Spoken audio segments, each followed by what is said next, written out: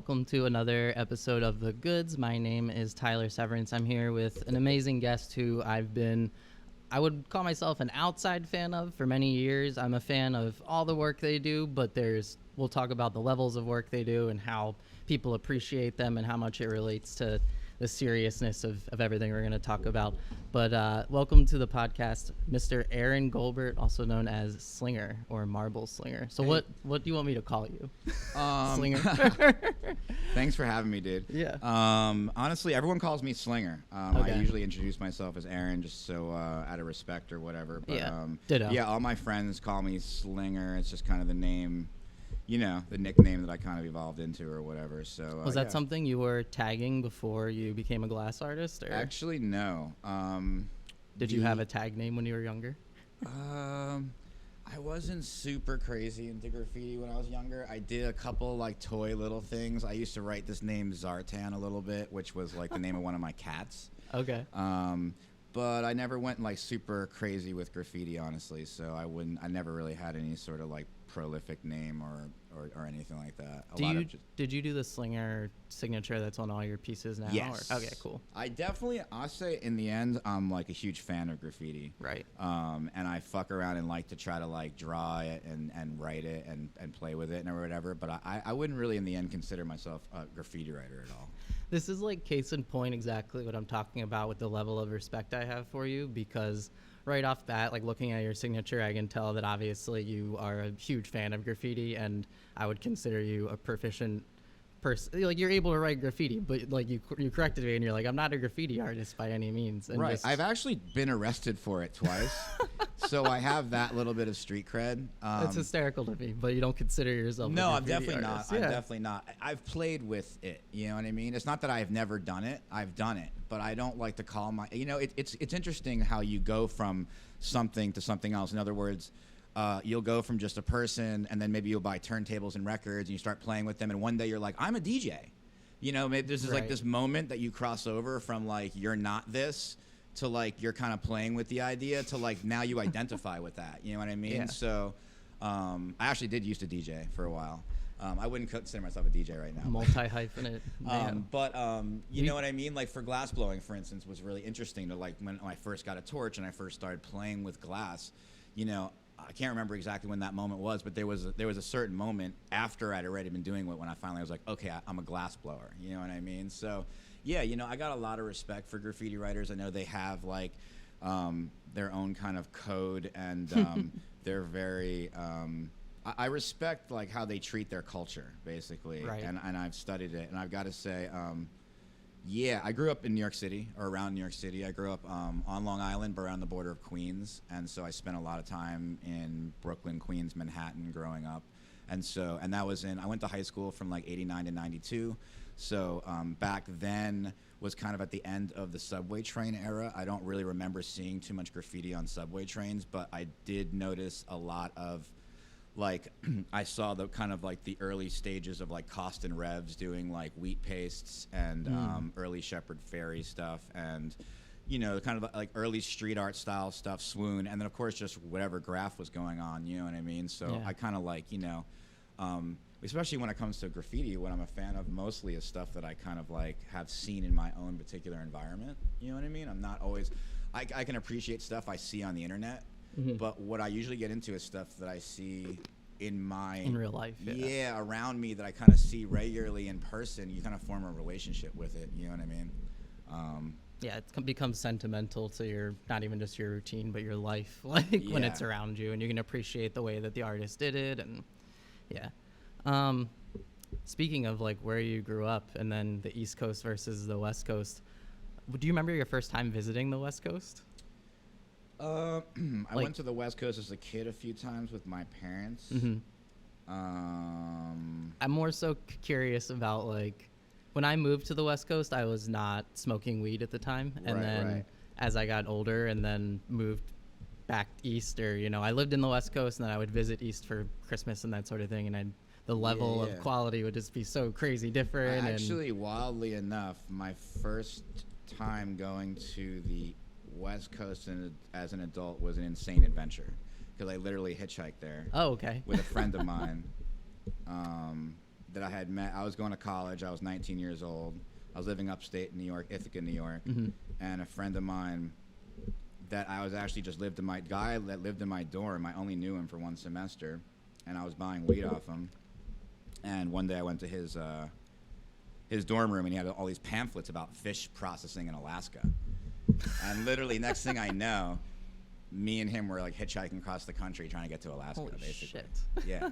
So that was a very influential adventure or whatever. I had a lot of firsts on that trip. I went to my first rave, did my first hit of ecstasy, went to my first fish show, and actually made it to Alaska as well. So that's an incredible story, and like no matter what the obstacles you guys had, it seems like you were gonna make it happen, and you had fun along the way. And I feel like that ties back into your glass story too, because like you've said in previous interviews, when you first started blowing glass, you and your friends, there's no one to influence you. There was no internet. You had very limited resources, so you just kind of made do with everything you had and made it work with everything you could. And Right. in doing that, it created like some interesting techniques, and this attitude just keeps persisting throughout your life, of where even though I wouldn't say starting to blow glass you were being told you couldn't, but like you never really take no for an answer. Like you're always trying to do something to push forward and move ahead and like do whatever someone else is doing, but like go left or go right, go in the other direction. Even when you're in that alternative community, you're still taking a turn off of that route. Like it's a very interesting correlation. Cool. That's what's cool to me, actually. I really enjoy like the conventions of something like pipe making or even graffiti. You know, they're actually parallel. So if you're not familiar with pipe making as much, I can make a graffiti analogy where you have conventions like straight letters and tags, certain tag styles and certain throw up bubble letters and this, that, and the other. And like a lot of writers learn these conventions or how to write, you know, certain, you know, types of like funk type letters. And the same thing with pipe making, like wig wags and honeycombs and making a spoon or a Sherlock or a bubbler or whatever. There's a lot of conventions that we kind of go through or have established in our scene or whatever. But yeah, you know, it's like, it's cool to be different. It's cool. Right. That's kind of like what that's always been a lot of like my goal, and is to just have an alternative flavor, basically. And I like to take a lot of different influences and take little bits from those influences and kind of like maybe end up with something new.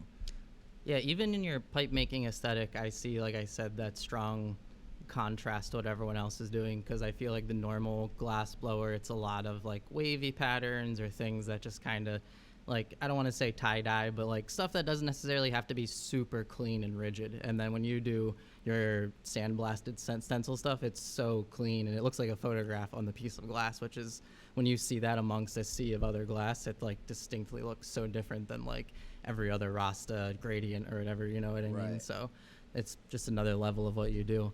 I wanted to talk again about like the community of glass blowers, and if you think that connects to like your East Coast lineage at all, because I feel like the East Coast is so condensed. You grow up with that really community value of like, you can go drive to see a family member 2 states over in a couple hours, and then people on the West Coast, a lot of stuff is so spread out that it's like people who live in LA talk about San Francisco like it's New York type shit. So I feel like a lot of people who grow up on the East Coast find those strong community bonds and values and those sorts of things, and then bring them internationally eventually, but you know, go on to do other things like across the country with them. Like you said, you started to hitchhike with your friend and then go on to do other things. Trying to think of how to formulate a question. I mean, the thing about pipe making in general, honestly, is that the West Coast is the Mecca. Right. I mean, that is, I actually literally, I started blowing glass, making pipes in Ithaca, New York in the spring of '97, and December of '97, I moved to Seattle. And my main reason of moving to Seattle was to really be in a challenging community of like some of the best makers in the country, and to like learn. And like that's really where I got my chops, and really like without that whole experience of living in Seattle, I wouldn't be here today. I wouldn't be doing this at all. Because you said when you first started, you didn't really set out to be a glass artist. It was just like, oh, I want to blow some show with my friends. That's the cool thing about back then, is like there was no blueprint for anything. When I first started, I was on the East Coast, and there was not that many makers around, and I didn't know who really I've heard of Bob Snodgrass. I'd kind of seen a couple of his pipes or whatever, but I didn't know anything about the community or who was doing it out wherever they were doing it. We had no internet and all that kind of stuff. So, I didn't know. I mean, I was literally like working at a vegan restaurant, and as soon as I was able to make a small spoon pipe and sell it to like another like stoner college kid I knew for $25, I quit my job, and it was just kind of like I just was taking it one day at a time. You know what I mean? Yeah. So, I was always kind of looking for something I could do and not work for the man, quote unquote. You know, I always wanted to do something that involved weed. I always wanted to do something that involved like freedom, where I could like, you know, look whatever way I wanted. I've often in my life had an alternative look. Like I've had dreadlocks or dyed hair or whatever clothes I was wearing or however I carried myself. You know what I mean? I quite often have, you know, I mean, I remember when I was in high school, I actually was working, of all places, in a mortgage firm in their file room. I got the job through like, you know, my high school or It's something a weird like that. lineage for your career. And I remember one day I was in there and I was working. I was wearing shorts and Doc Marten combat boots, and Doc Martens but really tall ones that went to my knee. You know what I mean? Okay. And then like shorts. Yeah. And like they sent a memo out the next day saying that you couldn't wear shorts. You know what I mean? Like stuff like that. And I was just like, even as a young 15-year-old kid or whatever, I was just like, fuck this shit. You know what I mean? It's even worse when you're that young because no one's really told you, or it seems like for you to have such an attitude to be so, I don't want to call it anti-authority, but like you said, doing like alternative things. You know what? I'm going to be honest with you. It all comes down to like, when I was 15, a friend of mine came to my house with a bag of mushrooms. This is right? exactly what I was going to ask. Okay. Not about and this story. I didn't even know what mushrooms were. This was my first encounter with the idea of mushrooms was someone coming to my house with them in a bag and basically saying, I'm going to eat these. Do you want to eat these with me?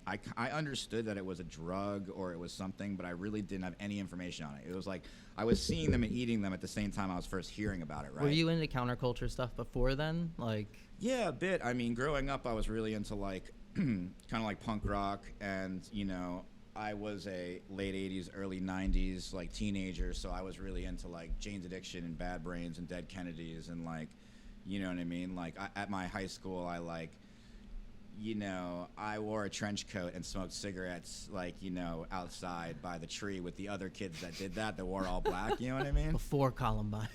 Yeah, it's funny because I think about the way we looked back there, and it was like back then, and like yeah. But no, we were all like peaceful. None of us were trying to shoot any schools up or anything like that. But you know, one of my friends would have a car, and we would blast like Ministry in front of the school, which was like back then, like Mine Is a Terrible Thing to Taste. That was a scary album to like, you know, straight people that never heard that kind of music. Of course. I don't know. So I've kind of always been into like counterculture shit. Like growing up, where I grew up, I spent a lot of time going to Manhattan, going to shows. You know what I mean? I saw the Grateful Dead with Jerry Garcia when I was 14, but I also saw like, you know, Sick of It All and Agnostic Front and hardcore shows and Metallica and Madonna, and like I did a lot of going to concerts and a lot of like running around New York City and just like doing shit or whatever. You know what I mean? It's interesting you were dipping in so many different communities because I feel like the 90s was such a straight, like, you have to be into the hip-hop community, you have to be into metal, you have to be like... I don't think so, actually. No? A lot of my friends, there was a lot of transition going on, because I remember... That's awesome. I was in a few bands. I was in a band in high school. I never really played instruments, but in high school I was a singer of a punk band, just because we would go to shows and I would kind of like really get into stage diving and moshing and all that shit. My friends were like, "You're wild, we want you to front your What band." else am I going to do on stage? It was fun. Yeah. So like I remember getting into college, and a lot of my friends that we were into like the Pixies and Sonic Youth also started really listening to like Nas and Wu-Tang. And this is like when they were first coming out, like, you know, 93 when Wu-Tang came out with 36 Chambers. That was like life change. That was crazy music. Yeah. I remember like my same friends that we would sit and listen to Sonic Youth albums. We were listening to this, analyzing, you know, listen to all these MCs on this one track, and we're trying to figure out who Ghostface was, which guy was which, you know what I mean? Like, there's a lot of correlation with ideologies between punk rock and early hip hop like that. Yeah, and then also when you appreciate music theory and you play instruments or play in a band and you know Right. how hard it is to make that music, you really appreciate it more. And you're like, whoa, they took that sample and flipped it this way? You made it sound like this? Like, yeah, all my friends in college were in bands, and we did a lot of like having house parties and playing shows with other friends of ours that were bands, and we just kind of created a lot of, you know, culture ourselves or whatever. So what was the catalyst between you kind of discovering glass blowing in 1996 and then moving to Seattle in 97? Like, what made you take that jump? Because we said 2 minutes ago, like basically, long story short, is like one of my major influences that kind of introduced me to glass blowing had moved there. Okay. And I actually he was trying to encourage us to move out there, and I went and visited the October before I moved there, and he was in a studio with a bunch of other guys that were like making glass in a way that I'd never seen before, and it blew my mind. So basically, when he was saying, "I'm going to open a warehouse, you can come out here and blow glass with all of us," I didn't hesitate to take that opportunity. I would have gone to whatever city he was in. So it could have been New Orleans, it could have been like wherever he was with these guys. I would have gone there. It just happened to be Seattle. So we literally, me and two of my friends packed up a car and just drove cross country. Like I had like $1,000 and a torch and a bag of clothes or whatever. So how old did you say you were, 19 or 20? No, I was 22. I was 19 when I hitchhiked like cross country. That was before I blew glass. Still a hell of a thing to do when you're 22. I mean, thinking about a 22-year-old dude. It's funny because what else are you going to do? Right, yeah. You know what I mean? It's just that attitude. Like, it's so, I hate to say punk rock because it's so cliche, but it's just like, it's so determined and driven, and like, if anything, it's anything but punk rock, because like punk rock is so communal and like local, but you guys are trying to push it as far as you can and go. Right. Which is another interesting concept, because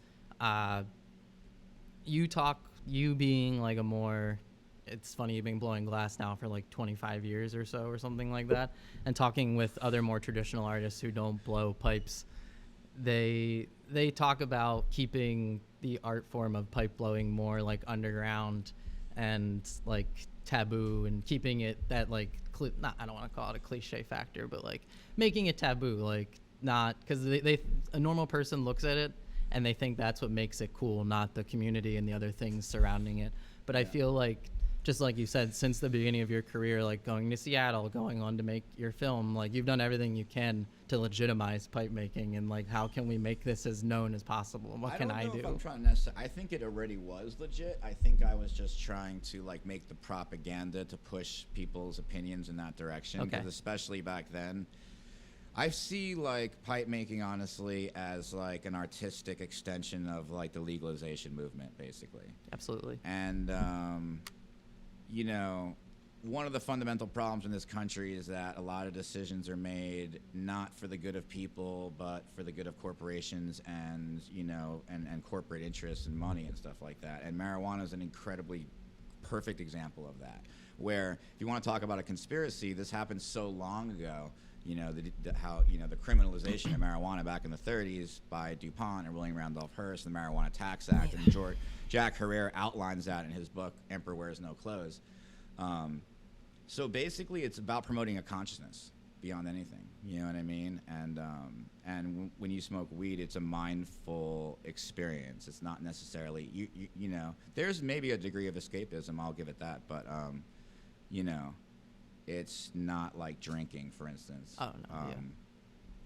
But I kind of lost track of what question I was answering. No, it's all good. It wasn't really a question. We were just talking about, like, the legitimizing glass blowing. You said it was already, a legitimate thing. And well, see, I did go to school for filmmaking, and one of the first things I learned in film school was that all film is propaganda, period. Everything. Even there's some things that are obviously propaganda and some things that are very, you know, subversively propaganda. Even a fictional film will carry all sorts of agendas within it that it's trying to promote. You know what I mean? And especially fictional films can be very propagandist. But so from that perspective, film is a tool where you can push. You know, you can affect people's thinking. You know what I mean? And what really actually affected me, and I've mentioned this in other podcasts, is watching the movie Star Wars about graffiti. Oh yeah. And when I saw that documentary about graffiti and the way it cast young people vandalizing public property into, you know, it actually put it into the perspective of an art movement and people taking back space and a cultural thing. That really affected me. That's where I really got inspired to want to make a film. And actually, like, you know, a popular thing now is talk about mental health. I honestly got to a point where I was pretty depressed and didn't know what I was doing with my life. You know what I mean? And like, honestly, like in 2003, as I talk about in my film, the federal government did a crackdown called Operation Pipe Dreams, which was that basically any company that was making enough money to be on their radar, they use the gray area of federal laws to go after them. So what the bottom line is, they're saying that if you want to live the American dream and be an entrepreneur and, you know, grow your business as big as you can't if you're doing this because this is illegal, or like at least it's in a gray area of the law that we can take it to court and we can like make it really difficult for you.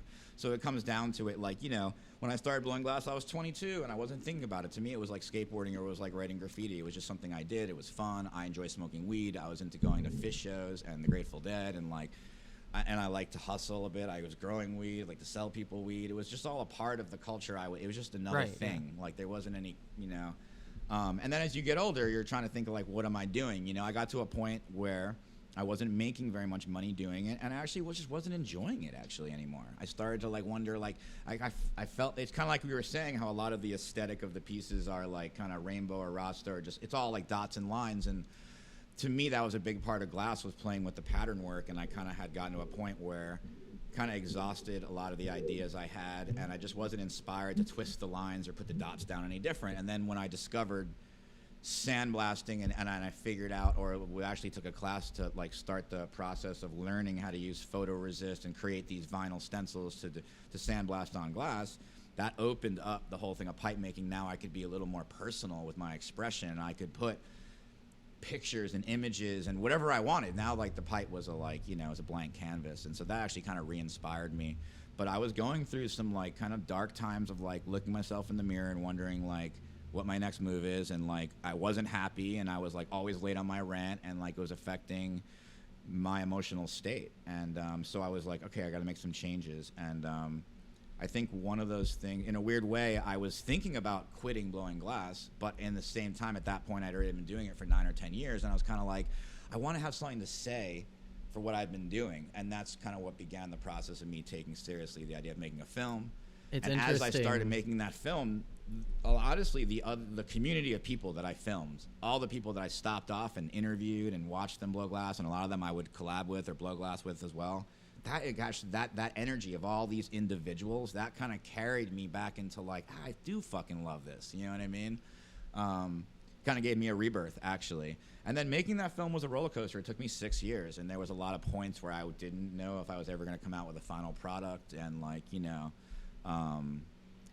it was stressful. Yeah, it's interesting struggling with your direction and questioning whether or not you want to continue doing something you've invested a decade of your life in, and then doubling down in a direction that literally has no further guide for you. Like there wasn't really a platform that you could just put a documentary on at the time. There wasn't Patreon. Like people weren't really doing things like that on the internet yet. So like for you to make this film, and especially after Operation Pipe Dreams and the DEA cracking down on all this shit, and like some of your really good friends going to jail, or no, they didn't go to jail. They actually just did, or they went to jail temporarily, but then ended up only serving like house arrest. It caused a lot of repercussions altogether. Right. Yeah. The wake of everything is insane. Yeah.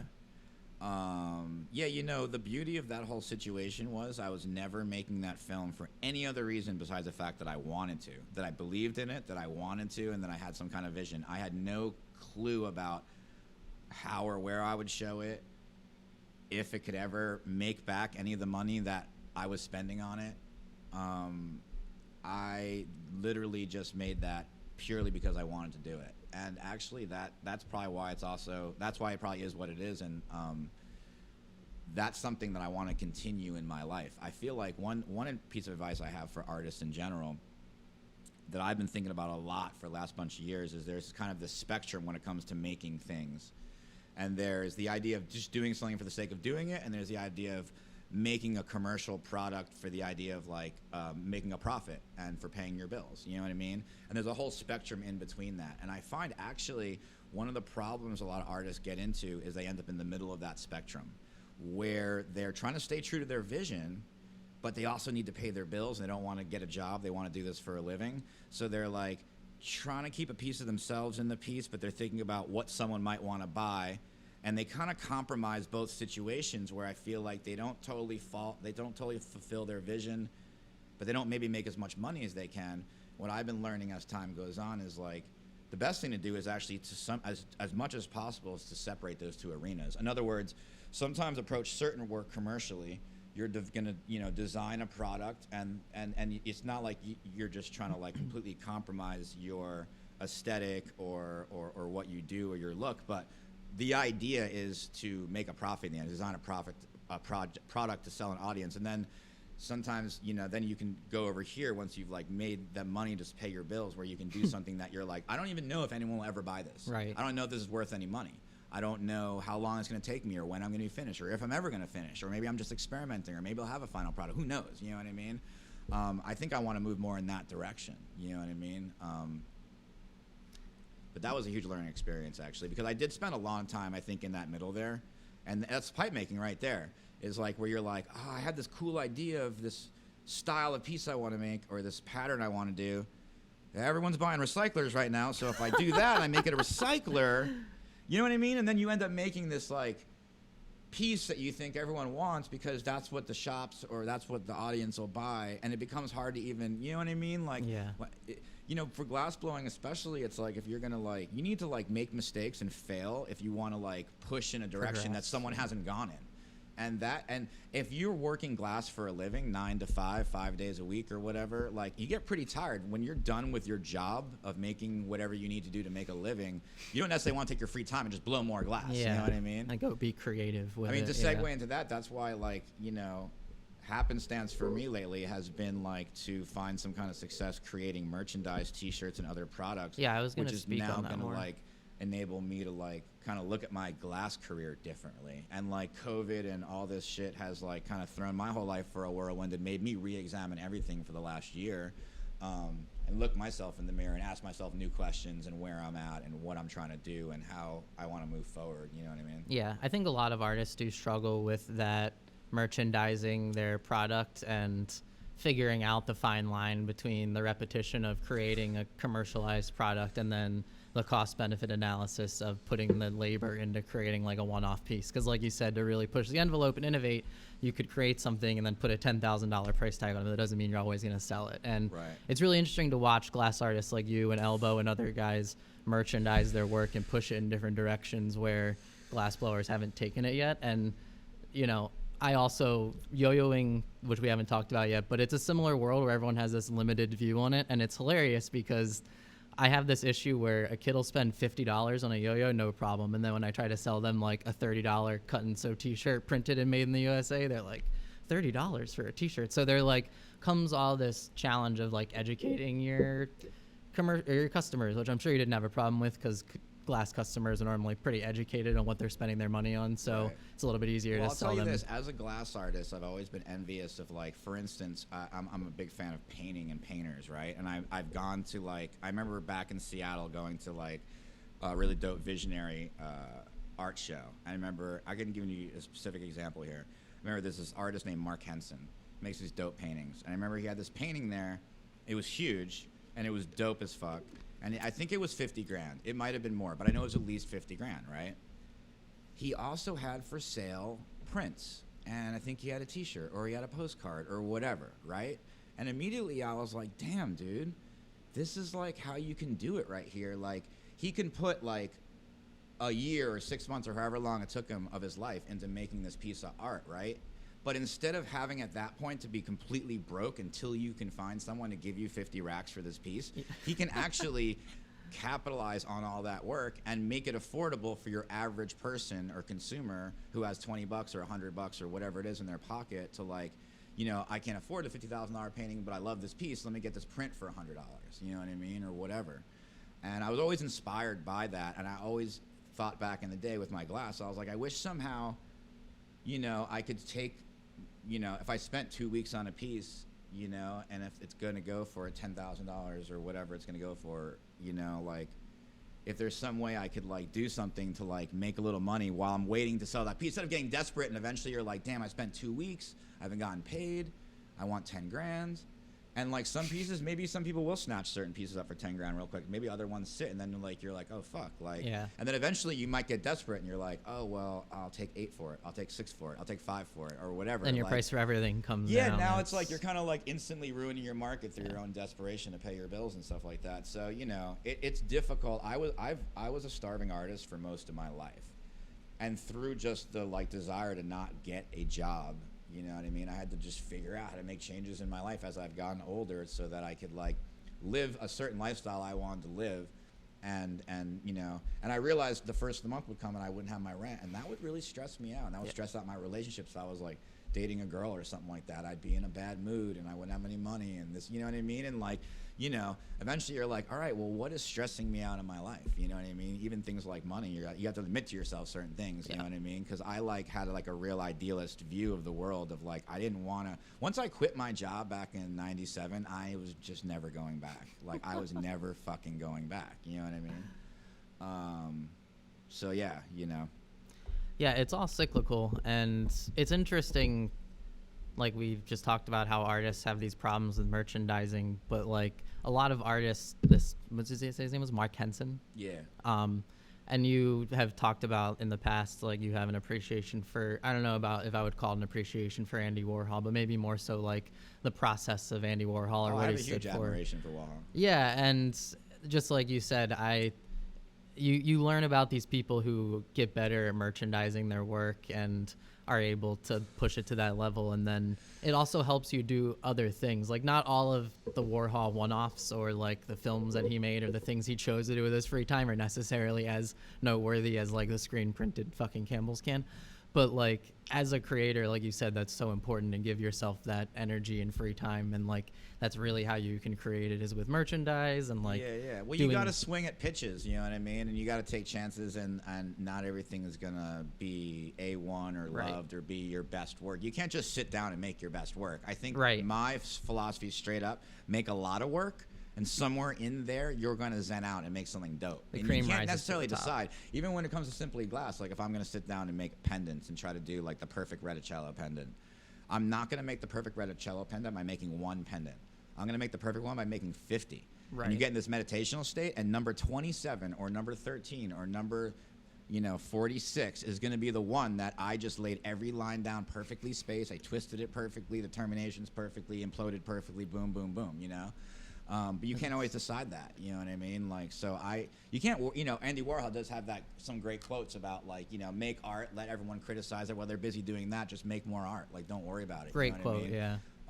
So many creatives, especially with social media, are concerned with like making it seem like they only put out one piece a year and it sells for $1 million and that's it. And no one wants to show the process of like, no, I've done all this other shit leading up to this. And as a creative, that like, when you put these high price tags on stuff, you're not getting paid for the actual amount of time this took. So right now I've kind of like, I haven't had a glass studio set up for a year. It's been the longest I've had without being able to blow glass.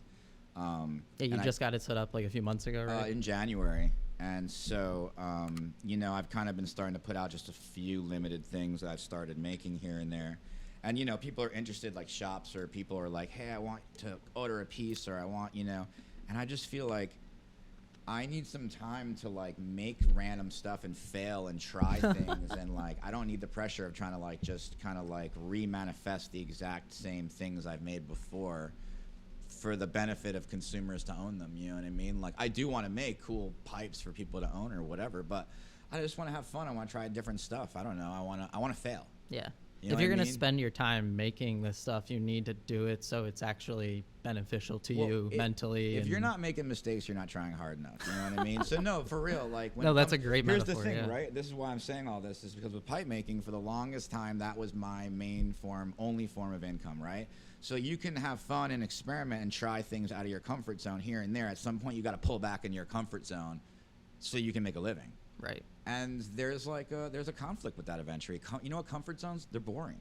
You know what I mean? Like I get bored repeating something over and over again. It is actually nice to refine ideas, and glass is very scientific, and repetition is very important when it comes to glass blowing. Like it comes to anything. It comes to writing, you know what I mean? If you write over and over again, then you develop a style. Like the reason I can even write my name in the style I write it now is because I've written it thousands of times, and each time I'm like, I don't like those ends. I'm going to try to think of a different way to do an end, and I analyze each little bit, and I try to like each time I do it a little different, but I'm always critical, you know what I mean? I never think anything I do is like really all that. All I ever see is flaws, even if it's 98% or 99%.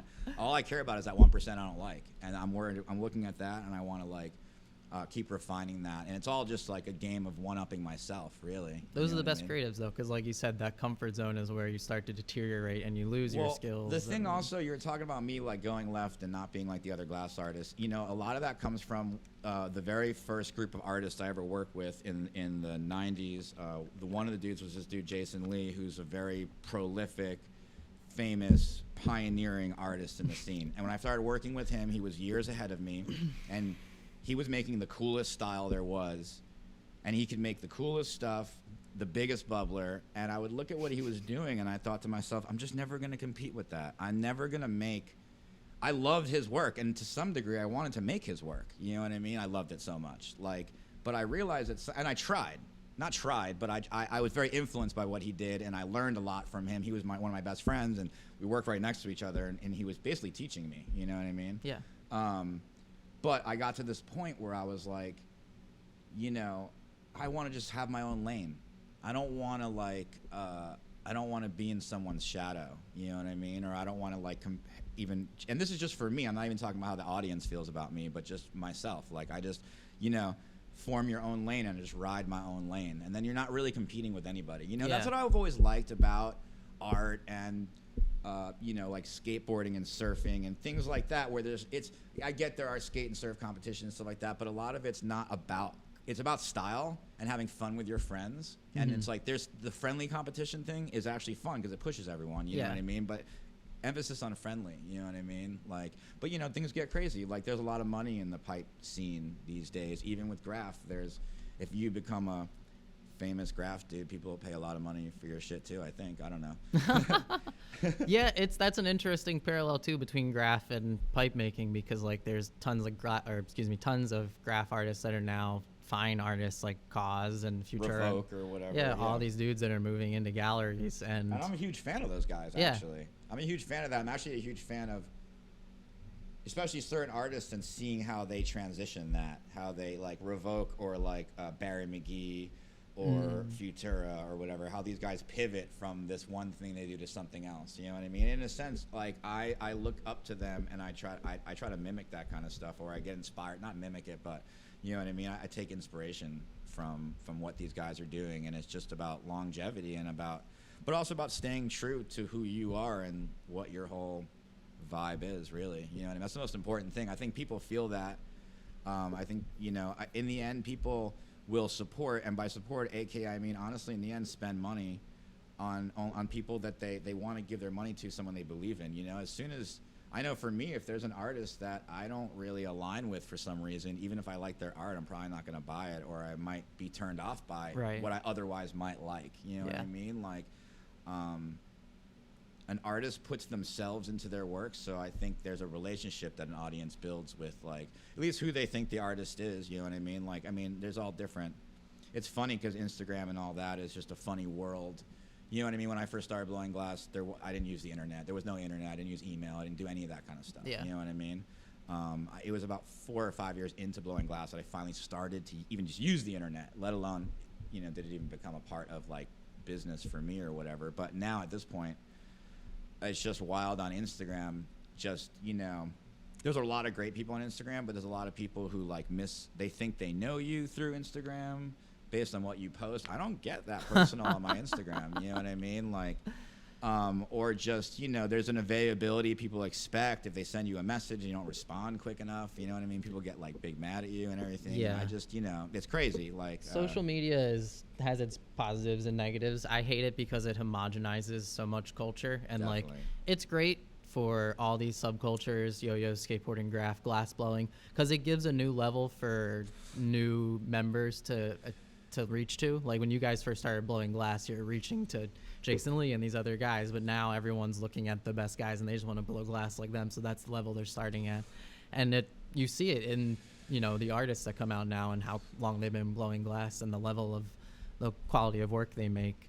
You know, what I like about social media actually is I really like, I mean, this is just a generalization, but I always thought back in the day that if all the weed smokers could all stand up at the same time and be like, yo, we all smoke weed, what? And like, I feel like the rest of the country wouldn't be able to do anything. We'd have to legalize it. Yeah. I think social media has been, in a sense, an unofficial movement of that, because at this point in social media, there's tons of people just posting their grow rooms, or like posting there's taking bong hits or dab videos and shit like that, and posting their everyone who smokes weed or involved with weed, a lot of them, they're all like, there's mad accounts about all this shit, you know what I mean? For how Hash making unprofessional is it, it's definitely added a level of legitimization. I mean, I love that in a sense, because it's just kind of like all these people standing up together to have a voice, you know what I mean? So no, there's a lot of positive parts, you know what I mean? And like, I literally, you know, selling glass when I first started was very much a hustle. You know what I mean? Like, you had to really go out and physically hustle. You had to be social. You had to go to shows or festivals. You had to like know people. A lot of it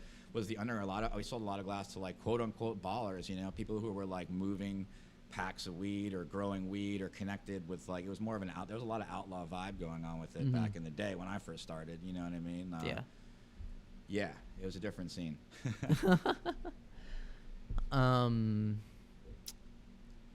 Trying to think of the next question I want to ask you.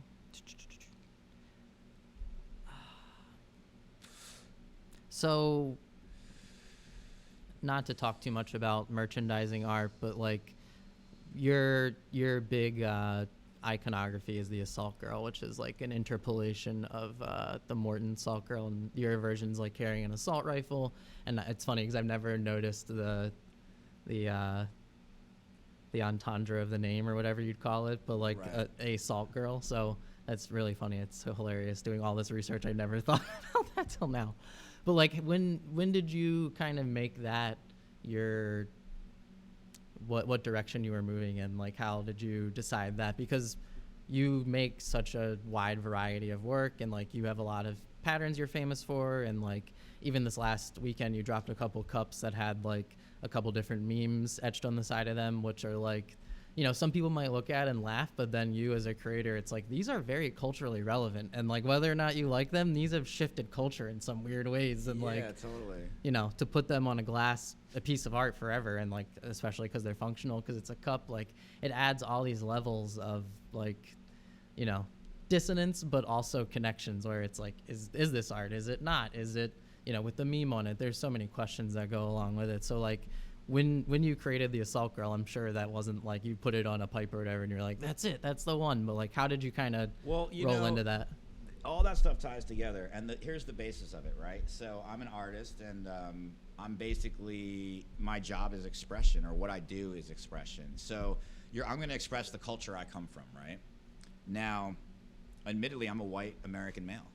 So what is my culture? Where do I come from? Like, what is not? You think about cultural appropriation, you know what I mean? There's all sorts of people that like to use different symbols from different cultures, like Buddhism or Hinduism or Native Americans or whatever, right? And I've played with different imagery from different cultures in different ways, in whatever,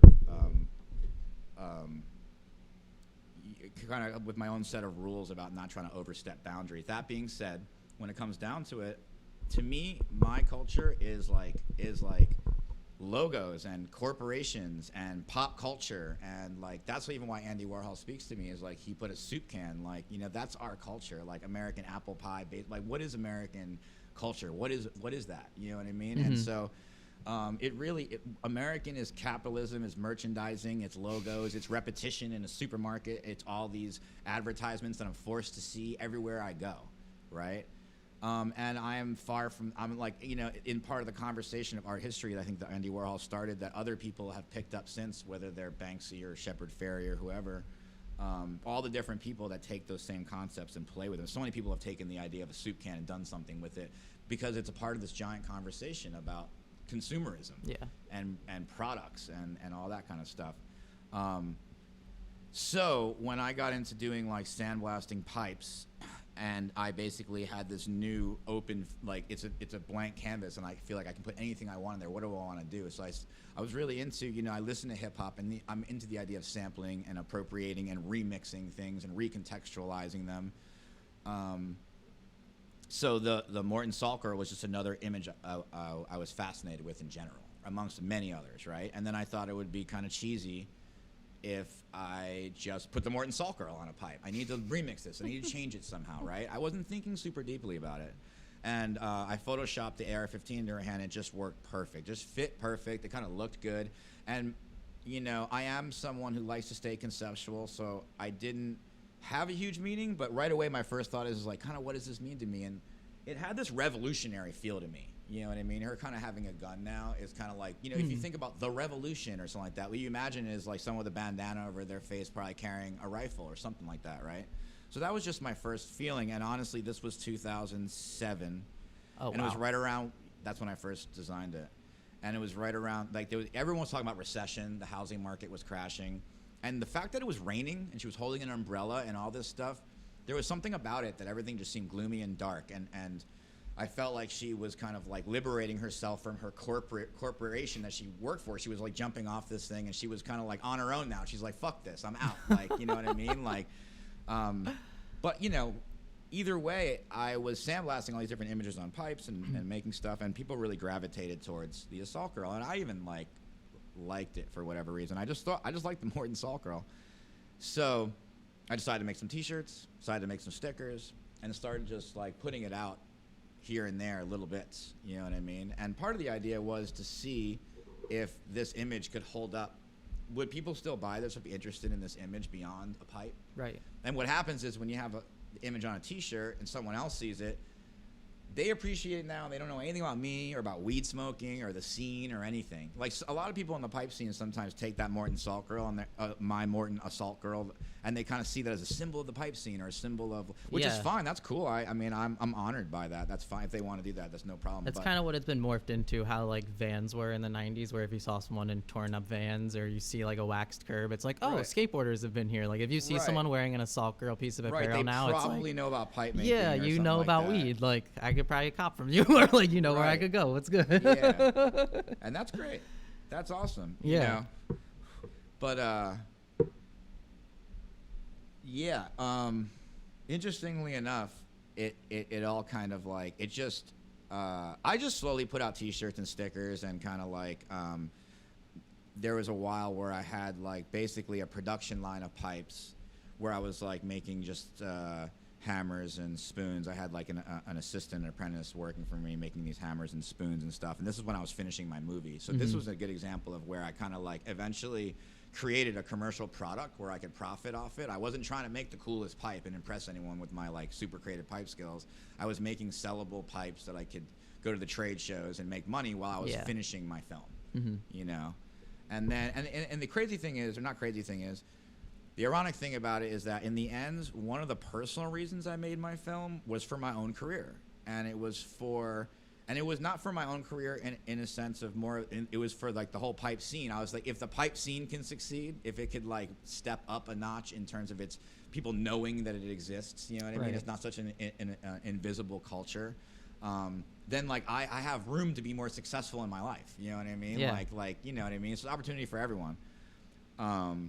And so, you know, that's kind of like where I'm at sort of now. I'm trying to take a responsibility that like a promise I made to myself of like, okay, dude, like you helped push the pipe scene forward in whatever way you did. Now, like, you got to make some cool pipes. You know what I mean? You got to like, you got to put some cool shit into it. So, yeah, that's the next move.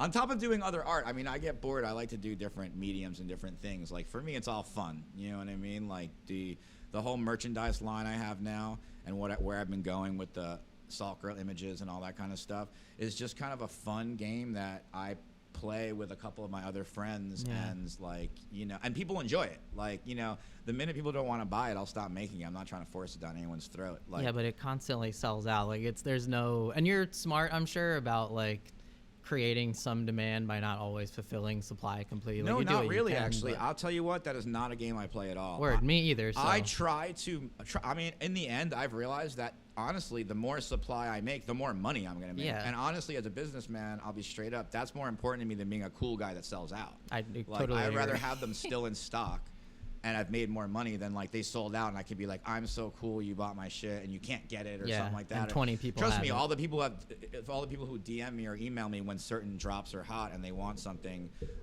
it's like a lot of work for me and I'm like bummed that they didn't get it. Like I'm bummed for them. Like I feel something. I'm like, oh man, like, you know, to me the perfect drop is it sells out like a week later. Yeah. That means I made enough because everyone got a chance to get it. That's You know such what an I mean? interesting sentiment. You didn't have to be there right at 4:20 on Yeah. Thursday. You know what I mean? Like you could, wait and you still were able to get it, but eventually it's like gone. Like I don't want like 500 extra shirts in my office Right. that I can't sell. Like that's like even a waste of everything. You know what I mean? So that's not the point. Yeah. So no, I don't try to do that at all. It's just been this is all still new to me. I'm trying to figure it out. And I'll even up my quantities to a point where I think I'm good. But you know what? It's funny because I got a DM recently when I was doing a drop, and a guy sent me a DM and he said, "I hope you got way more this week because this one's gonna sell out." And I hit him back and I'm like, "Bro, if I knew this one was gonna sell out, I'd have bought hella more. how do I know that? I'd be rich if I knew how many of each one, how interested each person." Yeah. I'm having fun with them, and I'm in my own little studio away from the world. I'm wondering how much anyone's going to care about it. I'm wondering how much they're going to want to buy this again. You know what I mean? Like, I'm wondering, that's the game kind of, is can I take this same concept that I've been doing over and over again, can I make it cool enough for you to want it again, or you'd be interested in it again? Can I? You know what I mean? I'm surprised I've gone this far. Yeah. Have you gotten pics of people that have hella crazy collections of like 20 different things? I don't have any particular things saved, but I've seen some pictures and I've seen some videos or whatever. It's awesome. You know what's cool about it in the end is that I consider the t-shirts a body of work at this point, and it's accessible to an individual. You don't have to have a ton of money. You know what I mean? It's not.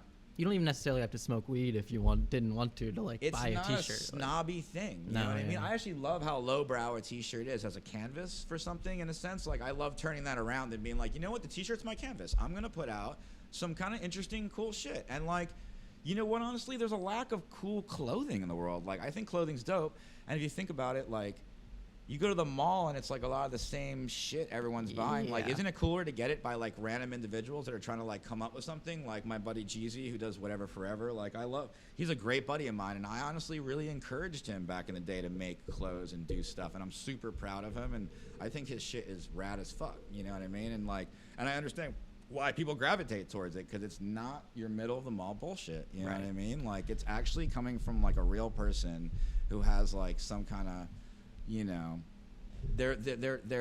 really lives that life. You know what I mean? I really live this life. I really smoke weed all day. You know what I mean? I didn't get into pipe making for any other reason than I actually just love smoking weed, and I thought pipes were hella cool. A lot of pipe makers start as collectors, and they think it's cool enough to a point where they're like, okay, the only thing I can do, I'm so into this, the only thing I can do next is just start making them. Like, I know about them, I go to the shows, I own them, whatever. The next thing I can do, I'm so into it, I'm going to create them. That was even me. I was one of those people back in the day. How do you feel about like how TikTok and Instagram, like how that's homogenizing culture and it's creating creators who are kind of just getting into it purely for like a monetary standpoint, or like to I don't want to say flex, but like there's a certain, you could be in the pipe business or the pipe industry. Well, here's what I gotta say, honestly. Everyone's experience is valid, and everyone's experience is different, and everyone's reason for doing what they do is based on whatever their goals are. There's some people that might want to learn how to make a really cool spoon pipe, and all they want to do now is take orders for these spoons, and for the rest of their life, they're going to make these spoons, and they're going to feed their family, and they're just looking at it as a cool job. Yeah. They're not necessarily trying to be a rock star. They don't care if you know who they are or whatever. You know what I mean? There's another guy who's like, I want to be the coolest guy. I want to one-up everybody. I want to be the next, whoever. Like, you know what I mean? Like, there's everything in between, or things I even mentioned. You know what I mean? They're all valid reasons to be involved if that's what you're into. You know what I mean? If that's what you want to do. Like, I can't really judge anyone for anything, and we're all usually in a spectrum. Like, for me, I got into it not thinking I was going to make a living doing it for the rest of my life at all. There was no blueprint for that, and I had no vision of that in any way, shape, or form. But at the same time, I didn't even know what I was going to be doing, so the world was just wide open for me. So I'm not completely surprised I'm still doing it, but at the same time, I'm like, wow, I can't believe I'm still doing this. Other people I've talked to, like, I did a movie, so I interviewed people. People I talked to were like, I knew right away when I started doing this is what I wanted to do, I didn't quite feel like that, actually. I liked it. I enjoyed it. I was having fun. But it's like, even like someone who started skateboarding, one day if they were like, like a Tony Hawk or a famous person or made a living doing skateboarding, I think when you start doing it, you're just doing it because it's something you're interested in having fun doing. You know what I mean? Like, it is a little sad in today's world how everyone's compelled to monetize things, but I don't blame them. Yeah. Because working jobs suck, and people like employees don't get taken care of by a lot of jobs. Right. You know what I mean? And so the real American dream is being an entrepreneur, is working for yourself. So it's funny, you see these memes on Instagram that are kind of aimed at young people saying, you don't have to monetize all your hobbies.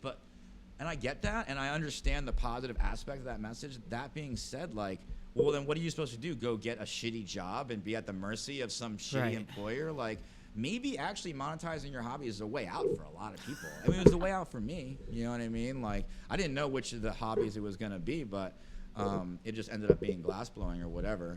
And then for me, when it comes to like the merchandise thing, you know, what's difference between me and a lot of other people is I already had an audience when I decided to start selling people T-shirts. I didn't like pop up on Instagram with no followers and no scene and be like, hey, I got some T-shirts for sale. Yeah. Who wants to buy them? It was like I like made a movie that was on Netflix. I've been blowing glass for like 20 years. Like, it was only like 5 years ago or 4 or 5 years ago that I started actually going hard. Up until about 2015, I only ever made a black and white Assault Girl T-shirt. That's it. I had never done any of these remixes where she's holding the mushrooms or holding the weed plant or with different colors or patterns or concepts involved in the shirt. Didn't do any of that. It was just something I sandblasted on pipes and I made a black and white T-shirt. Boom, you know what I mean? So 2015 is when I actually started. I hired someone to manage my business, and I sort of had someone that I could pack orders, and I had someone who could run a web store, and so I had this opportunity of like, well, and then I started slowly putting out some different designs and just having fun, you know what I mean? Like, oh, let's do a Halloween version, or like, let's do a rainbow version, or I don't know, you know, and it started really kind of simply, just, I don't know, you know, and people bought it, and so I made more, and it just kind of kept going. And honestly, luckily for me, because like shit really, when the pandemic started, I was closing down a big studio already before so kind of it coincided with that, and so I already knew when I closed down my one studio there was going to be a certain downtime where I wasn't going to be able to blow glass, where I was like, okay, well, I'm only going to, because glass has always been my main gig, and selling T-shirts was just a little side thing that honestly, especially in the past, a lot of times I only broke even with it because I had an employee, and so I basically make enough to pay her, you know what I mean? It would cover my expenses, pay her. Keeps people interested in the glass. Yeah, I wasn't even actually making any profit on it, but I just kind of enjoyed putting the stuff out or whatever. And then, you know, with the pandemic happened, I kind of like, I kind of stepped up. I started ramping up a little bit. And it was cool. We were actually able to like do stuff and like raise some good money for charities at the same time and come up with concepts like, you know, revolving around different things I believe in or whatever. We did this nurse girl, or we did like COVID versions and donated to charities. Yeah. Or different stuff for different social justice organizations, or like, you know, did a Pride Girl in June and donated some stuff to a local organization called Moore's Home, which helps young LGBTQ people who are having addiction problems. And yeah, it's cool to be able to like be able to use a vehicle to express something and to like do good for your community and stuff like that. That's so rad. Yeah. Definitely. Actually, that's my goal in the end. My goal, which I've been thinking about a lot last summer, which I'm still trying to pick back up as soon as COVID can kind of subside, is my goal. My next project that I really want to do, more than anything, that I have as much passion as I had for my film, is to try to do something in the Philadelphia community where I can create a facility to help teach youth about glassblowing. Because I think that the more opportunities young people have for expression and to do inspiring, interesting stuff, even if they don't necessarily become a glassblower for a living, glassblowing saved my life. You know what I mean? Yeah. Like, I was, you know, the kind of person who would get involved in all sorts of dirt and, you know, kind of live, you know, and so glassblowing like set me in like a thinking about being creative and being a craftsperson, and like kind of like distracted me or gave me a positive outlet from like, you know, becoming a drug dealer, you know, full time or whatever, like a lot of other people I was friends with. Yeah. You know what I mean? So yeah, that's actually that's a huge goal of mine, is what I like to do at some point in the future. There's actually a really amazing organization up in like Newark, New Jersey area that's doing it already. So I've been in contact with them, trying to learn from them and how they're doing that. Because I'm outsider to institutions, so I'm not, you know, I gotta. Yeah, you spent your life trying to. We're gonna need to get a bunch of people together to make this kind of vision happen. But there's a lot of people I know that are interested in doing this kind of thing. So that's one thing I'd like to try to like I don't know, do or give back to the community is like give back the knowledge I have of that, and like, you know, introduce people to this medium that's actually like, it's a really beautiful, magical medium that I think, given the opportunities, there's all sorts of probably young people from Philadelphia that could like really excel. You know what I mean? Yeah, Could be the that's next- an awesome route to take with it, because like we talked off camera before, some parts of the marijuana industry, and not to say that pipe blowing is a specific part of the marijuana industry, but it can be so gatekeeper where like people don't want to welcome outsiders or want to welcome new people. But glass blowing is nothing like that. I feel like where everyone is very helpful. They want to trade like ideas and tech and the way that they apply different things. So it's a really interesting community. You know, especially with the events of last year and things that are still happening now, you know, you ask yourself what you can do to make a difference. You know what I mean? And I'm someone who has a platform. I've used my platform to speak my piece and like, you know, address issues that I believe in. And then you say, well, what else can I do besides post on social media? You know what I mean? And then like, okay, well, I've raised money and given it to charity organizations that are doing things that I believe in and stuff like that, and trying to make people aware. And then you say, well, what else can I do? You know what I mean? And so that's where I'm at, is trying to say, well, how can I continue, you know, doing positive things in my everyday with the resources that I have? And those resources are like knowledge of this medium, which honestly, traditionally glass is a pretty much a very privileged medium. The cool thing about what I do, flame working, is that it's the most accessible form of glass blowing because it requires a simple setup of like a fan and a window, and you can buy a torch for a few $100. So it doesn't require quite the investment that like a traditional glass blowing studio would require. So like I'm saying, the next step is to like make this kind of like thing more accessible to like all sorts of people in different communities in Philly here. You know what I mean? Yeah. That's awesome to take it, again, like I said, to that level, and just to harp on like all the different directions you're going in. We've briefly touched on your film, but like you've created merchandise with artwork you've used from glass, and then you use that glass to create a film, and now you're using that glass to create basically an educational curriculum to pass on those skills. It's just so powerful how you can parallel that same skill into all the different facets of life, and why I think it's so important your story is told, because no creative thinks of their skills in that way. They think it only applies to this one thing and that's all they can do with it, and it's not like... It's interesting though. It's funny how sometimes I'll even hesitate to say some of these ideas because I don't want anyone to think I'm saying this so that someone thinks I'm cool or virtuous and people accuse me of being a virtue signal. I'm actually going to say this.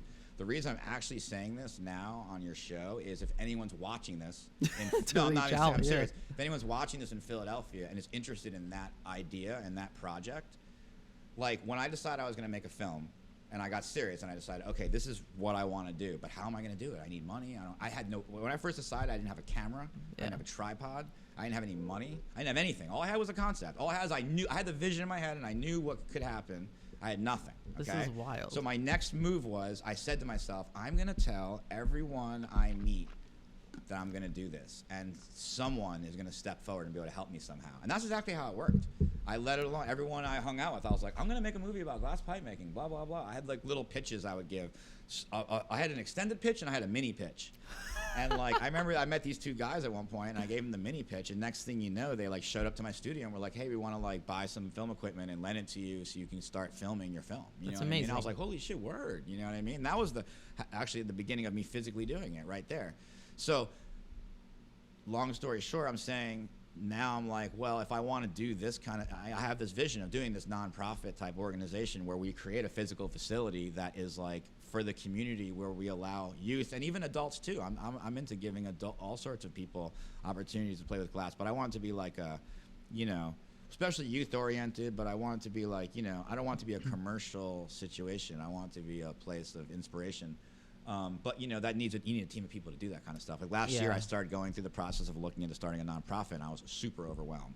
So everyone has their strengths. We need to get a team of people that, you know, each person can play their role and do what they're good at to make something like that a possibility. So in other words, that's what I'm saying is like, if anyone who happens to like watch or listen to this podcast lives in Philadelphia or even lives anywhere else and thinks they have any way they can help out, please feel free to contact me about that. I would be more than happy to discuss it with you. Awesome. Because I know that it takes a group of people to do something, moves a project like that forward. So I just want to be a catalyst and a member of a group of people. You know what I mean? Yeah, I'll for sure let everyone I know. And I feel like I've heard of a lot of capital coming to the city recently to fund projects like that. Well, I think that's one thing is through merchandising myself, I think I could raise a bunch of money.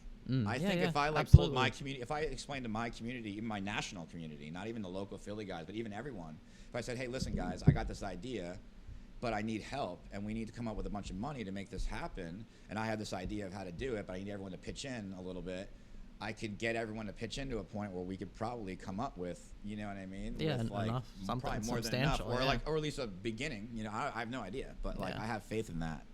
And the community, that's one thing I love about the pipe making community is when there's a member of the community in need, we all come together to raise money for them. And that's awesome. Pipe makers are in general really very generous, very helping people. There's like some different organizations around the country, like the Michigan Glass Project, which is a group of pipe makers, glass blowers in Michigan that every year run a giant event where they bring pipe makers in from all over the country to raise money for charity, and they'll raise 6 figures even for local charities and schools and art programs and different things like that. They really need it up there. So. Yeah, totally. We need it all over the place. That's what I've been thinking of how I can contribute to Philadelphia in general. I love this how city. Even talking about this, you're like, I have no fucking idea how I'm gonna do it, but I'm balls to the wall right now, focused, and want to do it. Just like you blowing glass, just like your film, like you literally preface that story with that one. Like, I had no idea I was gonna make my film, but I made it happen. You first start with the idea in your head, and then sort of like it's almost a mantra by saying it. Words are powerful, and by like saying words, by saying it out loud, you're almost like really kind of like initiating something. You know what I mean? Like, I would love nothing more than for that to move forward. I think I would love to like be able to show up and just like blow glass with a whole bunch of like young people and just have a good time and like, make wild, random, cool stuff. You know what I mean? And when you start working with people outside of your community, they bring a perspective and view that isn't akin to yours. So definitely, you're looking at things differently, and like you're challenging yourself, and even just teaching other people. You're learning things about yourself you didn't know, or you're learning things about your technique you didn't know. Or there's. And all the things we do in pipe making can obviously be translated to non-paraphernalia type designs. Oh, I would in no way, shape, or form. By the way, if anyone's confused out there, I wasn't even going to touch that. But with the earlier content, like obviously I'm not you'd talking be about teaching kids to make pipes in any way, shape, or form. Just traditional like making glass objects and expressing yourself with the medium. You know what I mean? Giving people the tools to express themselves however they want to. You know what I mean? You can make anything out of glass. Yeah, that's amazing. It's funny talking again, harping on the prohibition. When I got arrested for weed out in Idaho, it was like on a yo-yo tour thing, and I'm like getting fingerprinted, and the cop is like, "So you got all this weed in the car going to work with these kids, huh?" And I was like, "You think I'm like going to the school and rolling up and like smoking right in front of that?" Like the program literally meets every state science and physical education curriculum standard. Like I knew more about all this shit than he. It was just hilarious, like the way that people assume that kind of shit. You know what I mean? Like But yeah, obviously you'd never teach a kid to blow a pipe. Let's talk about your film a little more, and just off the bat, because I'm sure like one of the first things that I saw looking it up, and when I had originally watched it in 2013 or whenever it was available on Netflix, I wasn't aware of the lineage of the name and how it is tied to Nazis or whatever you'd want to say, the Third Reich. But like, it's again like. Ties back to how you work with contrast in your mediums, and like how you make these deep metaphors and try to attach what you're doing to have a deeper significant meaning than just surface level. But beyond that, you talk. One of the major figures in the film is this guy Bob Snodgrass, who you mentioned earlier, who was like I guess what you could call a godfather of the pipe scene. Like I'm totally ignorant to all this other than your film, so like I apologize if I talk out of term for anything. No, that's definitely he's the man. Okay, awesome. And I feel like, and correct me if I'm wrong, but maybe in addition to making this film to legitimize pipe making, it's also kind of like to give him his roses while he's still here. You know what I mean? I would agree with that. You being a person who's an early adopter of this, like being a part of the pipe scene before it was, I know you said it was legitimate in the 90s, but now that it's like blown up to this extent it has, and it's become more mainstream, you know what it's like not to get your credit for certain things. You know what I mean? Right. Even I'm sure you've probably been places where someone talks about the film, or you've told people, "Oh, I blow glass," and they're like, "Oh, I watched this film on Netflix, dog. This shit was crazy." And you're like, "Yeah, I directed it," and they're like, "What? That's crazy." So like, talk about working with Bob and like. Well, there's sort of a structure to the film actually. So, I decided very consciously when we were going into the editing process that I didn't want to narrate. I didn't want to have one omniscient voice kind of telling you how it is. I studied film theory a lot in school, and so I kind of understand the nuances of making decisions in the filmmaking process that are going to affect things.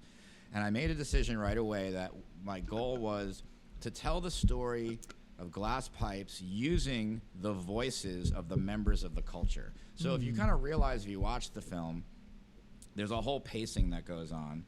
Bob gets the most time, and as time goes on, people get sort of shorter and shorter periods of time, and more people voices start popping up, and the editing gets a little bit quicker, and the pace kind of picks up.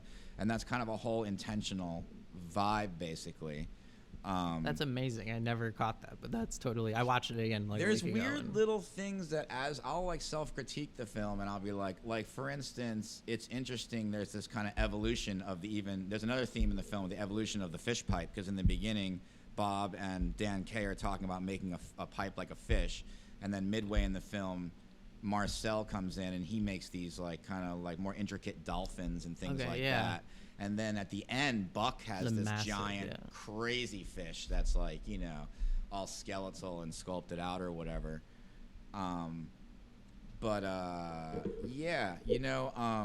What it came down to especially was after Operation Pipe Dreams happened, like I said, it's kind of fucked up because, you know, we used to roll on the whole for tobacco use only thing when it came to pipes. You know, that was like kind of like you couldn't say bong in a head shop. And the idea of judging an object before it was ever used as being illegal was kind of crazy. So in other words, a gun can be sold in a store, but they don't have a sign in the store that says for hunting purposes only. Right.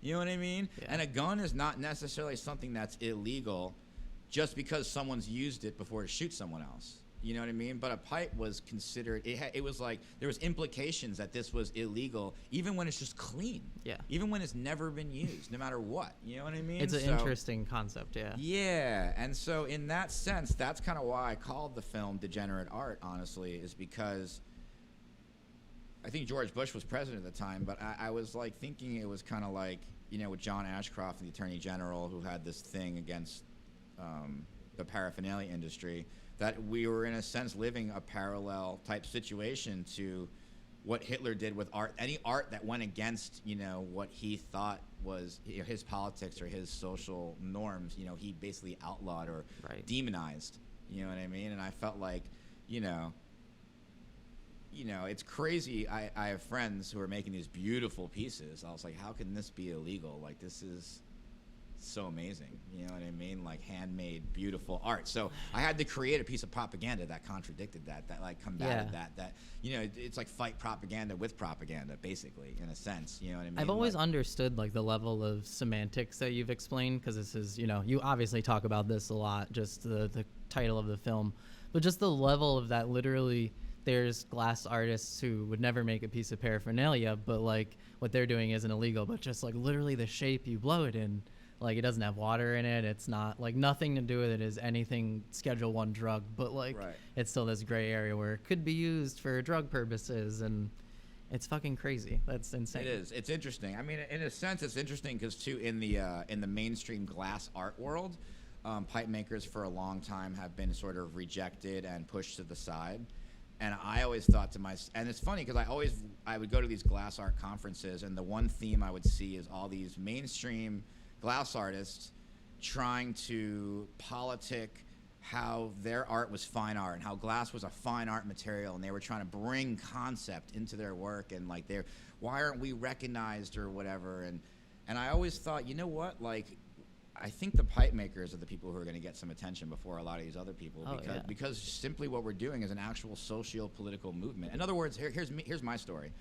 Without my love of marijuana, wanting to smoke it, I wouldn't be a glass pipe maker. If the cool thing, if in '97 I loved smoking clay pipes or ceramic pipes or metal pipes or wood pipes, I would have been a ceramicist or a metal worker, or I would have been a woodworker. I did not get into glass pipe making because I thought glass was cool. I didn't know anything about glass. I never even thought about blowing it or making it. It was glass pipes that I thought were cool, and I wanted to make a pipe. And glass is the cool thing to use, so I guess I'll learn how to, you know, manipulate this material or whatever. But like I feel like function adds a whole new level of artistry to it, because you could argue all day about like recyclers or Sherlocks, however all these things function, and it's like if you know how these pieces work, that's a whole level of artistry to it, and then how that plays with how the piece is designed. The information about how to blow glass is a lot more out there now on the internet. People teach classes and stuff like that, but it's interesting to me when I first started.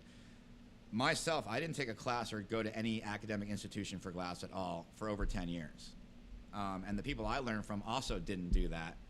And there was just this underground scene of people who were learning how to use this scientific material and passing that information back and forth. And the funny thing is that we use this hard glass, borosilicate glass, right? Because it can take a lot of heat when you like light the bowl. That's the kind of glass we use is for scientific purposes. It's like a Pyrex cup, basically. Exactly. Yeah. Pyrex is a brand of borosilicate. So here's the point.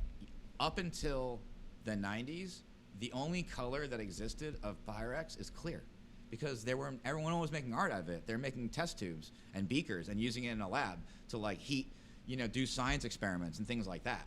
Glass art was made with other types of glass. That's a softer glass material where they had 1,000 colors. Yeah. So they would make these crazy sculptures and pieces with all these colors in it, and there was no one developing color in our type of glass. There was no reason for it. No one was trying to make art out of it. So literally, like, what we were trying to do, make patterned borosilicate glass, that is a brand new thing that literally a very small amount of like Italians and Germans in the early 20th century were doing it. We're not the first ones ever, you know what I mean, to pattern borosilicate, but it's been done so limited, honestly, because there's no reason. Most glass artists were just like, I'm going to use this other glass. There's like 1,000 colors. Why and would it's I? Easier to why blow, would I? If I'm trying to sculpt, and also the other glass stays warm longer. It's easier in a sense once you understand how it moves to sculpt, because it stays warm longer. You can keep carving in a muscle tone of a figure or something like that or whatever. There's a different strategy of working that softer glass and the kind of hard, more scientific glass that we work, you know what I mean? So there's all these other weird factors that go on with our scene in our world that's just kind of like, it's not even like we just started, we like pipe makers started using glass and we just became a part of this glass art world. We were always separate because we even used a different type of glass, you know what I mean? Like we didn't, like all these, like when I first started blowing glass, there was like 30 colors. Now there's hundreds of colors. Yeah. You know what I mean? Like, it was so limited when I first started. Yeah, you talk about that in the film, how that, like, and you just said exclusively influenced all these borosilicate glass producers to make all these different colors. Is that why in the early 90s when glass was first being worked into these pipes, like, you guys were just fuming it? Or I'm not sure the exact tech, but because there was no colors, you were trying to figure out ways to color it? It wasn't necessarily, it might have just been a question of what was there, but yeah, that's kind of where Bob Snodgrass is famous. So here's the deal. I mean, if I like explain it pretty simply, is that the pipe making scene is kind of a cultural phenomenon, and it basically kind of it's a marriage of Bob Snodgrass finding the Grateful Dead. So Bob Snodgrass had been blowing glass since the 70s, but when he discovered the Grateful Dead in the late 80s, Grateful Dead is this traveling tribe of hippies and wild people who are following the band around, and there's also the parking lot, and people are selling things. It's like there's a market going on there. There's a culture. There's an economy happening, so people can like make a living.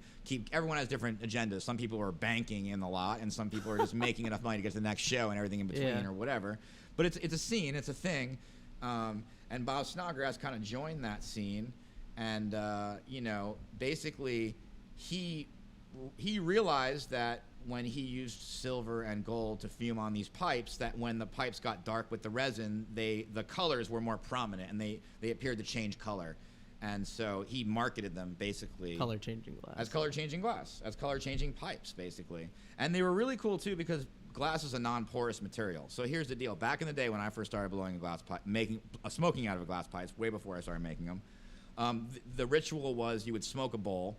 You would pack a bowl, you would hit the edge and just get a green hit, and you'd pass around. Everyone would try to just get green hits. It was about tasting the weed, right?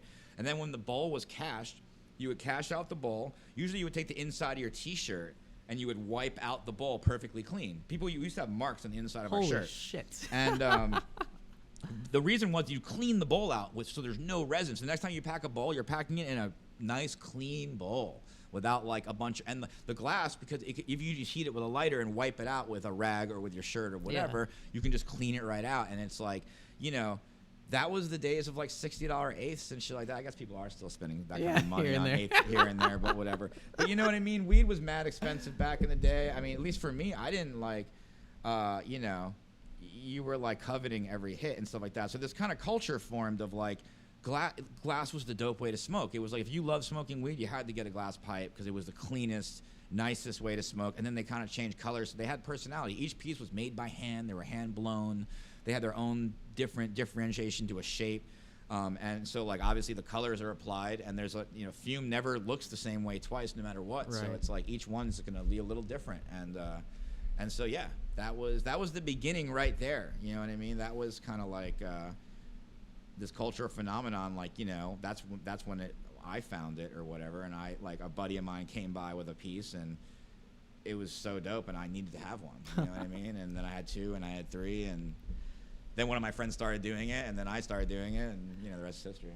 In the film, I forget his name, but you talk with one of these quote-unquote fine glass artists. I don't say quote-unquote to minimize his skill, just like for the sake of this podcast. You mean the older gentleman who wasn't sure about it? Yeah, because we, even when I first watched the film in 2013, before thinking about it in this really dissective way, when he like compliments you guys for like 3 minutes straight, and it's like, wow, this guy like really gets it. And the last sentence is like, then they gotta put that damn bowl in it. And I'm like, so he doesn't really get it. And it reminded me when I was a kid, and friends of mine were making graffiti or whatever, and like our art teacher would be like, that isn't art. And I'm like, what are you talking about? Like, what do you mean? And I would be like, so what is art? And then she like really couldn't answer me. And I would be like 14, 15 years old, like thinking in my own brain, this like crazy conceited question of like, what is art? How do you define art? And it's interesting now because, you know, we've talked this whole podcast just about sampling and using different mediums and how people, you know, do all different things with art now and what's considered art and what isn't considered art. But yeah, in the film, you mentioned, I don't know if that's the exact guy specifically, and you mentioned in other interviews that a lot of those fine artists have kind of transitioned to working with pipe blowers because that community is a little more open and welcoming to anyone to come be a part of it. And they see the value, excuse me, they see the value of building a bridge versus putting yourself on an island. And like, how can we build together and learn together and get some people. How many old rich white people do you know, old white man? Like, I'm sure they'd be interested in buying a fancy pipe. Like, yeah, no doubt. I actually wish that I kind of had more of that type of content in my film, and that was actually quite difficult for me. I actually was really for a while trying to figure out. I was like, who can I interview who doesn't like this or like thinks it's evil or bad or is again? I know people are. I know people feel this way, but like I'm so entrenched in it that it's hard for me to like. I like so many people I know just don't care about smoking weed and think it's all good or one way or another. You know what I mean? So it's like it took me a while to figure that out. But that guy is actually interesting. That's actually the guy who I learned to do the sandblasting tech from originally. Really? Okay? So he's kind of like a friend of mine. He's been blowing glass since the year I was born.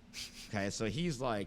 You know, what I am to some younger guys who are like, damn, like, you've been blowing glass for 24 years? I'm 24. Like, they just started blowing glass and they're in their early 20s, and I've been blowing glass since they were born. You know what I mean? Well, this guy was that to me. You know what I mean? And he's a good guy, actually. And the funny thing is, he is a full-on pipe maker now. 100. Really? Oh, yeah. That's hysterical. That guy 100% makes pipes. But the cool thing about him in the end is, like, I did use him a little bit as a device to make a point in the film.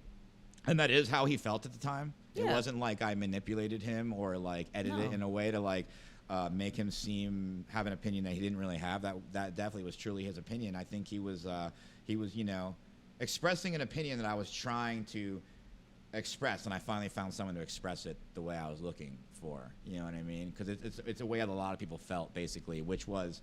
You know, it's funny because now this is what goes back to what I'm saying. So he was a part of this like glass art society and this mainstream glass world that is pushing for glass art to be considered fine art. That was their biggest thing. It was like they need this pat on the back from the fine art world that they're fine art, right? And so now when you look up what fine art means and what like delineates fine art from all other types of quote unquote arts. It's concept. That's what makes fine art, is that there's a concept behind it, right? So the big argument, especially that these mainstream glass blowers like to throw at us, is that by making the piece functional, you're not making fine art because the main thing is taking a bong hit out of it. You know what I mean? The purpose of the thing is function, and if the purpose isn't just contemplating the universe, You know, if the purpose isn't like, you know, there's not a concept, there's like, you know what I mean? Like, I mean, there's all sorts of art. There's abstract art, there's representational art. There's things that are like, have a, you know, a direct agenda, and like, you know, things I don't know if they have a specific agenda, you know what I mean? Like, but like, you know, yeah, that was what we were being accused of or whatever, or like kind of like, you know, they would just use that as a way of kind of like knocking us down or making us seem juvenile or something like that. All those kind of attitudes fueled me to want to make a film. Right, yeah. You know what I mean? Because to be honest with you, I still haven't seen a cool film on Netflix about these mainstream guys. What the I still fuck haven't are they seen doing? it. Right. I mean, they got blown away now, which is kind of neat. You know, I'll give it up. I watched the last series. I thought it was entertaining. What is that? Blown away is it's a traditional glass blowing. So I do what's called flame working, where I work in a torch and out of a kiln. Traditional glass blowing, they have a furnace with glass molten in it, and you take a big metal pipe and dip it in, and it always starts solid. You blow it hollow from there, and you know it's a different way. It's the traditional way. When people talk about glass blowing, technically that's what they're talking about. Glass blowers don't like when I say I blow glass, because they'll probably, no, you flame work. Or you're a lamp worker or a flame worker. Or that's what lamp work means. Then. Right, yeah, gotcha. the lamp is the flame. Okay. Not making a lamp. Gotcha. But it sounds ridiculous, right? And then, you know, and you know what? I take the glass and get it hot and blow into it. Right, You know what's what the I mean? difference? So there is glass blowing. I'll tell you, most of it is glass turning, but same with them. Most of what they're doing is turning. They do one or two puffs. They're not puffing the whole goddamn time. You know what? We're all just turning glass straight up. So yeah, that stuff's dumb or whatever. But you know, yeah, whatever. So they got like a game show basically on there. That's what I was mean? gonna But say. I haven't seen anything cultural about what's their cultural expression. Like, what are they doing? And it feels like the point of the game show is to encourage this. I'm taking shots at the studio glass movement, because there's this thing called the studio glass movement, which is like a known thing, and it's the move from glass blowing from factories into like studios or even people's garages. So it was this moment in time of like, it's basically when glass blowing started to become more accessible to your average person, and your average person started to, like, instead of just go to a factory and produce something, a production piece for a factory to sell wine glasses or vases or whatever they're making, now we're going to be like creative with it. Now you're going to be expressive. You're an individual making a piece. You're not a factory worker working in a factory to repeat something over and over again. You know what I mean? So the studio glass movement's like a big deal in the glass art world or whatever. Yeah. And then we came along and they got bitter. So how many podcasts have you done so far? Like 10 maybe. Okay. So it's still kind of new. You seem pretty comfortable. Yeah, I mean, it's a whole art interviewing people. It is, yeah. And it's stuff that I'm passionate about or I want to communicate. And as I wouldn't call myself a young creative, but like a person who has trouble kind of guiding their own career along, like in this whole yo-yo thing, it's interesting and inspiring to look at people like you who have forged their own way and like what sorts of things you do with it. And, you know, I go through all the same stereotypical bullshit every other creative does of like how often to make stuff, whatever. So. Totally. I mean, I've always one of the things I've been intrigued with since I was young, I used to go to museums and even art galleries and stuff growing up around Manhattan, is I've always wondered, looking at like this art, I was always wondering like, how do these people who make this art, how do they make a living? Like, how does it work? Like, how do you get to just make stuff and eventually like you're like your bills are paid and you're like not homeless? You know what I mean? Like, how does that work? Like, yeah, and even now, I don't go to art school, but all my friends who go to art school, I don't really think that that's a huge portion of what they teach is like how to market yourself, how to merchandise yourself. It's because it's not necessarily an artistic thing. Right, yeah. The business side of it, it's funny actually. You don't learn all these things to get in the business of selling them. You learn them because you're passionate about it. You're chasing the dream, not the money or your interest, and not. Yeah, the money just kind of comes as a side effect. I mean, I kind of just through like hustling weed and like, and then like hustling pipes, like I've kind of just learned that like kind of hustle mentality of work, of business, you know, that street style or whatever. More like for me, the lot, you know? Yeah. I love Grateful Dead culture. Like I can honestly say I probably only listened to like 4 or 5 songs that got used in like yo-yo videos that old hippies made back in the day. But it's interesting, like, between glass blowing and weed and like other psychedelics, but also like the screen printing world, I feel like was hugely influenced by it back in the day, and just how all like they were kind of given free range to create their own Grateful Dead merchandise to be able to sell on the lot, and encouraged different screen printing artists to come up with different techniques or like try to do more advanced split fountain stuff, whatever, like to push a little further, make their shirts different on the lot, make something cool. It's funny like that you touch on that in your film about the whole glass culture and the dead, because I want to learn more about the printing culture in the dead, but there's not really any sort of definitive source. I've reached out to a couple of the like archival Grateful Dead accounts, and they all just kind of reply to me like I'm crazy, or they have no idea. They're like, yeah, that's cool, and like I log all these t-shirts, but like I don't really know anything about them other than someone made them 30 years ago. So well, I'll tell you one interesting thing is I went to one Dead show with Jerry back in the day, but really Fish was kind of like my generation. I did a lot of Fish tour, did a lot of selling glass at Fish, but before I even blew glass, I did Fish tour in '96 summer tour, and I had a graph artist friend of mine do 2 different bootleg Fish t-shirts for me that I was selling in the lot, and I actually got busted by Fish's security. Whoa. Yeah, they were trying to confiscate my shirts as I was selling them in the lot. That's and stuff hysterical. like that. Yeah, Fish was actually really cracking down on people selling bootleg Fish shirts. If you had Fish anywhere on the shirt, they would take your shirts. That's so wild. Mine did in this kind of cryptic graffiti style, but they could tell anyway. And so I was like selling shirts one summer on Fish lot, like dodging like security constantly while I was doing it actually. So I kind of go back in the history of selling shirts, but yeah, that's just a random story you made me think about. No, that's awesome. Where do you think the marijuana industry and legalization movement, I don't want to say is headed, but like it's just an interesting time right now. I feel like a lot of states are jumping the gun to make things happen because of COVID, to stimulate more money. Right. Unfortunately, like same-sex marriage, I don't think we'll ever see an overarching law put into place like we did, where it just makes it legal totally. So I think, unfortunately, it might be state by state until it's like 1 or 2 states left, until Alabama refuses to. Right. In terms of making it federal, you're saying? Right, yeah. Like, I don't think there'll ever be a sweeping. I mean, personally, maybe they will, I don't know. From my life, I'm like surprised that we've gotten this far. I'm surprised that, like, I'm from New York, they just legalized it there. Like, yeah, crazy. I'm like, wow, like, the whole thing has been blowing me away, actually. I actually went and lived in Vancouver, BC for 5 years, specifically because I was attracted to their lenient marijuana laws and was interested in living somewhere that allowed for my lifestyle, basically. You know what I mean?